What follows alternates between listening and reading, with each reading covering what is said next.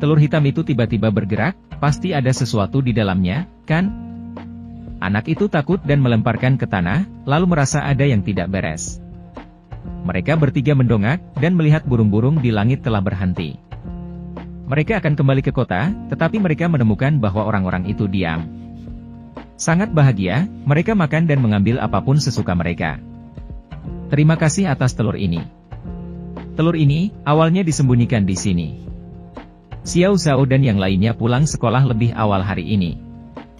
Jadi saya meminta teman sekelas saya untuk pergi ke gunung belakang untuk bermain. Saya tidak tahu mengapa, area pegunungan ini tertutup dan dikelilingi kawat berduri. Tapi anak-anak tidak peduli, mereka langsung masuk, dan menemukan lubang pohon di belakang gunung. Rasanya sangat dalam, agak menarik, saya di sini hari ini. Tetapi di dalam lubang pohon, saya tidak bisa melihat apa-apa. Anak bungsu takut, tetapi mereka terlalu malu untuk mengakui kepengecutan mereka. Jadi mereka hanya bisa merangkak masuk. Semakin dalam Xiaofang merangkak, semakin dia merasa ada yang tidak beres. Lubang pohon itu semakin lebar, dan masih ada cahaya di dalamnya. Ketika mereka berjalan sampai akhir, mereka menemukan ada kolam air, dan ada telur yang bersinar di dalamnya. Xiao Shuai melihatnya, itu sangat berharga, dan ada seorang gadis di sebelahnya. Jadi dia harus menunjukkannya kehebatannya. Dia melepas pakaiannya dan melompat ke dalam air. Tampaknya telur ini tumbuh di dalam air. Xiao Shuai butuh waktu lama untuk mengeluarkannya. Tetapi dia tidak tahu apa yang terjadi. Telur itu menjadi hitam begitu keluar dari air, jadi jangan khawatir tentang itu. Keluarkan dan katakan bahwa saya sedikit gugup tadi. Xiao Mei meraba jepit rambutnya, tapi tidak ada. Lalu dia kembali masuk ke lubang untuk mengambil jepit rambut itu.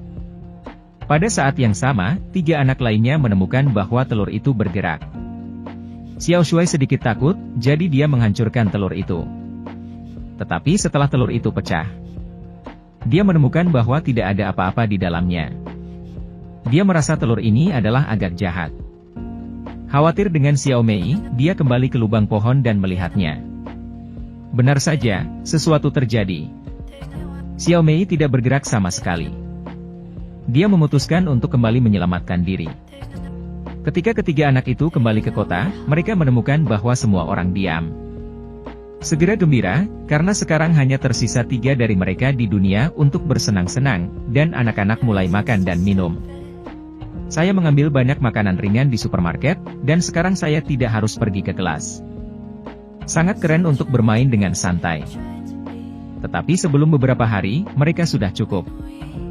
Meskipun saya tidak perlu khawatir tentang makan dan minum sekarang, tidak masalah menjadi begitu sibuk setiap hari. Sangat membosankan untuk tidak memindahkan barang-barang ini. Mereka bertiga memutuskan untuk meninggalkan pulau dan pergi melihat dunia luar.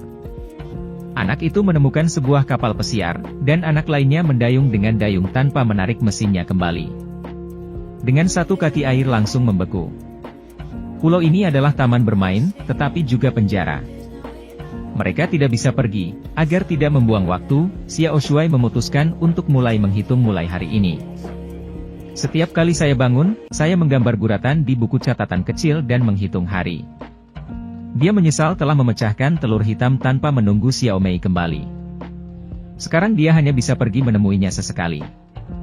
Membantunya merapikan tali sepatunya, dan membawakannya beberapa hadiah kecil. Perasaan kabur seringkali membutuhkan pikiran yang begitu sederhana untuk diingat. Untuk membeli hadiah untuk teman, saya sarankan pergi ke App Jerman, ada banyak model pakaian, sepatu dan tas, dan diskonnya sangat kuat. Klik di area komentar untuk menerima manfaat pendatang baru. Mereka bertiga terus seperti ini hari demi hari. Saya tidak tahu berapa lama.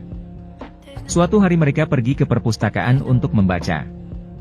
Mereka berdua melihat salah satu temannya duduk miring di kursi, kakinya tertutup semua. Aku merasa dia sedang tidur. Ketika keduanya berjalan ke depan, mereka menemukan bahwa dia sudah kehilangan nyawanya. Dia menderita asma, tidak ada dokter atau perawat di sini, hanya ada 3 anak nakal. Siapa yang bisa menyelamatkannya? Baru pada saat itulah keduanya menyadari kengerian waktu yang terhenti. Ya, awalnya hanya ada 3 orang, dan sekarang hanya tersisa 2. Mereka membawa dia untuk menguburnya di tepi laut, seperti menerbangkan layang-layang, dan sekarang tidak ada yang tahu berapa lama mereka akan terjebak di pulau ini. Xiao Mei memanjat keluar dari lubang pohon dan menemukan bahwa teman-teman sekelasnya telah pergi. Baru saja mereka masih menjelajah di lubang pohon, dan ketika mereka berbalik untuk mencari jepit rambut, tanah berubah dengan kulit telur yang pecah. Hei, bagaimana dengan mereka bertiga? Seperti yang dipikirkan Xiao Mei, dia tiba-tiba merasa tidak nyaman. Mengapa dia selalu merasa seseorang sedang menatapnya? Ketika Xiao Mei berbalik, ada seorang pria di belakang pohon. Pria itu mulai mendekat perlahan, dan kaki Xiao Mei sedikit lemas karena ketakutan. Pria itu semakin dekat dan dekat. Dia mengulurkan tangannya untuk menyentuh wajah Xiao Mei. Lalu membuka penutup kepalanya. Dia berkata, "Saya Xiao Shuai, ini benar-benar mesum." Xiao Mei sedikit takut dan berlari, tetapi ditangkap oleh pria itu. Pria itu menutup mulut Xiao Mei, dia menjadi semakin ketakutan, dan dia menggigit tangan pria itu dengan keras. Ternyata yang diambil pria itu adalah sebuah buku. Xiao Shuai tidak menangkapnya, buku itu jatuh ke tanah, dan dia tidak sempat memotongnya, jadi dia mulai mengejarnya. Xiao Mei lari ke jalan untuk menghentikan mobil, dan melarikan diri tanpa cedera. Xiao Mei menelepon polisi, mengatakan bahwa ada orang cabul di gunung tersebut. Kemudian polisi mulai menggeledah gunung tersebut. Pada saat yang sama, mereka menemukan kasus lain. Mayat anak laki-laki muncul di pantai beberapa kilometer jauhnya dari sini. Tapi yang aneh adalah mayat terbaring di lubang dan tidak ada yang menguburkannya. Polisi sebelumnya menyimpulkan bahwa pembunuhnya adalah pria itu. Kemudian mereka menggeledah gunung lagi, kali ini polisi menggeledah dengan sangat hati-hati.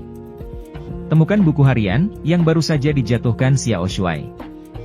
Ada banyak simbol aneh yang digambar dalam buku ini. Polisi tidak dapat memahaminya, tetapi melihat karakternya yang sangat imut, itu ditulis oleh siswa sekolah dasar. Sekarang buku itu dikembalikan ke pemilik aslinya, tetapi Xiao Mei membukanya dan melihat dan dia tercengang.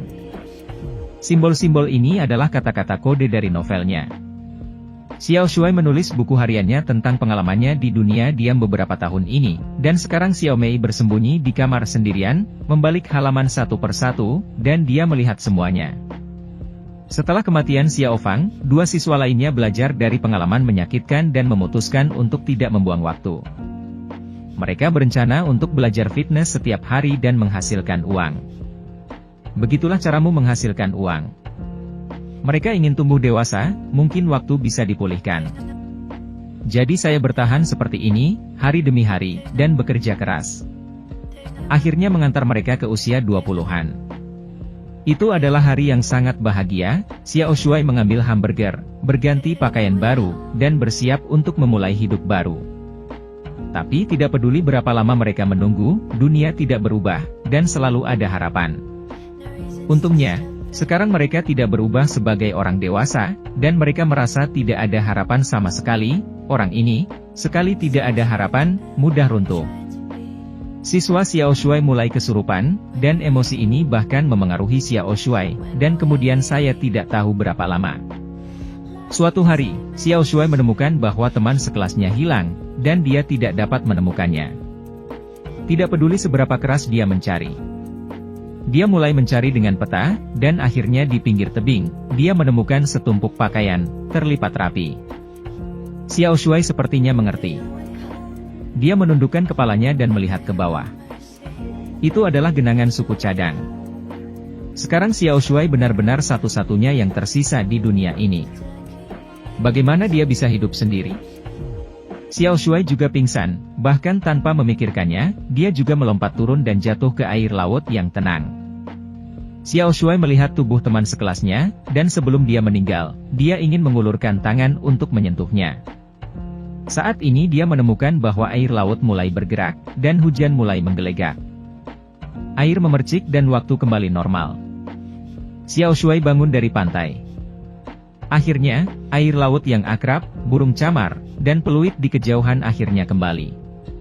Tapi Xiao Shuai telah berada di dunia statis selama 20 tahun sejak dia masih kecil, dan sekarang dia tiba-tiba kembali ke dunia normal, tetapi dia sedikit tidak nyaman. Dia selalu menggigil sendirian dalam kegelapan. Meskipun Xiao Shuai memiliki anggota keluarga, periode keheningan ini terlalu aneh. Dia takut anggota keluarganya tidak akan mempercayainya dan tidak berani mengenalinya. Sekarang satu-satunya perhatiannya adalah Xiao Mei. Melihat di hari ini, Xiao Mei akhirnya percaya, ternyata telur hitam itu benar-benar bisa menghentikan waktu. Dia datang ke gubuk yang ditinggalkan di gunung belakang. Melihat bekas luka di lengan pria itu, dia akhirnya yakin kali ini bahwa dia benar-benar tampan. Dia tinggal di pegunungan bersama teman baiknya untuk sementara waktu. Memotong rambutnya, mendengarkan ceritanya, dan menemaninya mencari cara untuk membuktikan identitasnya. Mereka memikirkan guru sekolah dasar, yang pasti akan mengenalinya. Xiao Mei membawanya ke sekolah. Xiao Shuai memberitahu gurunya beberapa rahasia kecil yang hanya mereka ketahui, dan anehnya guru itu sepertinya mengenalinya. Dia pasti mengira bahwa pria ini telah menculik Xiao Shuai, dan baru kemudian dia mengetahui hal ini. Rahasianya, dia juga menelepon polisi, jika memang tidak ada jalan lain, lalu kabur. Xiao Mei berdiskusi dengan Xiao Shuai, berpikir untuk membeli tiket kapal untuk ke pulau-pulau terluar. Akibatnya, keduanya pergi ke pemeriksaan perbatasan dan menemukan bahwa ada surat perintah pencarian di seluruh TV. Xiao Shuai sedang mengemis makanan sekarang, jadi jangan berpikir tentang pulau-pulau terpencil. Apa yang salah dengan ini, maka dia hanya bisa menggunakan pilihan terakhir. Kepala Xiao Mei masih pintar, dia ingin memanjat kembali ke lubang pohon, dan melaporkan telur itu. Sehingga dia juga bisa menjadi dewasa setelah diam selama 20 tahun. Kemudian tidak ada yang mengenalinya, dan dia bisa pergi bersama Xiao Shuai. Tapi begitu dia mengeluarkan sebutir telur dari pohon, Xiao Shuai menemukannya. Xiao Shuai tahu bagaimana 20 tahun ini telah berlalu, jadi dia tidak akan membiarkan Xiao Mei melakukan ini. Pada saat ini, polisi datang, dan Xiao Shuai melarikan diri dengan membawa telur di tangannya. Bagaimanapun, dia tidak tahu apakah itu disengaja atau tidak. Jadi dia harus lari ke tepi tebing, dan polisi mengepungnya. Percuma berkata apa-apa, pasrah saja, berkat gadis kecil cantik. Dia merentangkan tangannya untuk melindungi wajah Xiao Shuai, dan menjelaskan kepada mereka. Tetapi bukankah dia mengatakannya sejak lama, tidak ada yang percaya.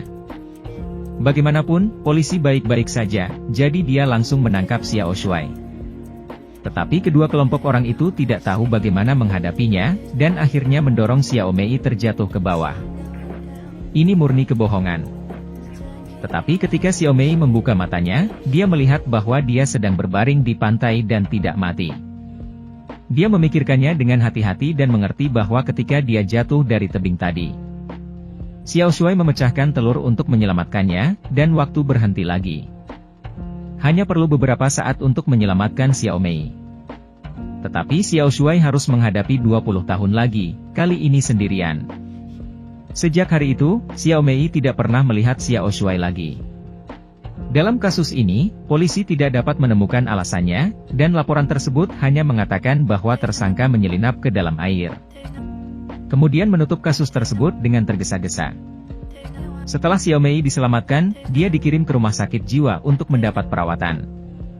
Dia memberitahu psikiater tentang pengalaman ini, seperti yang kami katakan di atas. Tapi Xiao Mei tahu bahwa tidak ada yang akan percaya.